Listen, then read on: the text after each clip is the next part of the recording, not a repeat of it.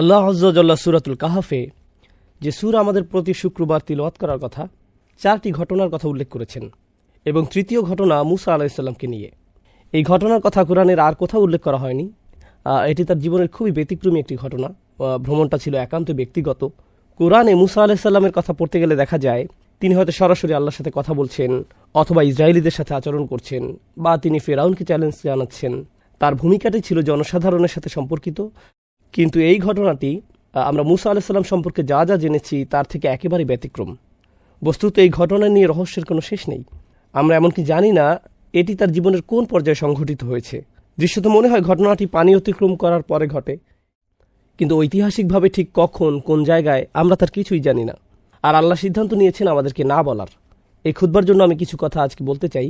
আল্লাহ কর্তৃক বর্ণিত এই গভীর তাৎপর্যপূর্ণ ঘটনা থেকে শুধু একটি বিষয় তুলে ধরব, আর তা হলো আল্লাহ আয্যা ওয়াজাল্লা মূসা আলাইহিস সালামের বর্ণনা দিতে গিয়ে বলেন, প্রথমত তিনি হলেন কোরআনের সর্বাধিক আলোচিত নবী।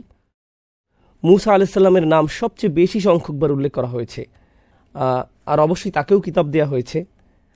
তারপর সেই কিতাবটি এমন বইয়ে পরিণত হয়, অর্থাৎ আল্লাহ তাকে তাওরাত প্রদান করেন। তারপরে আসা সকল প্রজন্মের জন্য একজন করে নবী ছিল।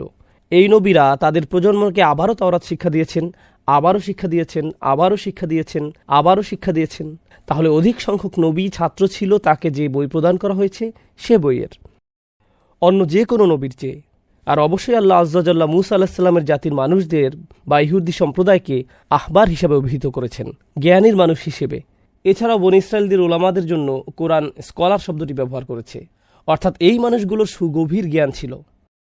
আল্লাহর কাছ থেকে তারা এটা পেয়েছে, আল্লাহ তাদের এটা দিয়েছেন। এমনকি তাওরাতের মধ্যে পরিবর্তন আনার পরেও কিছু জ্ঞান তাদের মাঝে বর্তমান আছে। সুতরাং আল্লাহ কোরআনে মূসা আলাইহিস সালামের জ্ঞান এবং উচ্চতর মর্যাদার কথা বারবার তুলে ধরেছেন। কিন্তু আজকের আলোচ্য ঘটনায় তিনি শিক্ষক নন, তিনি একজন ছাত্র।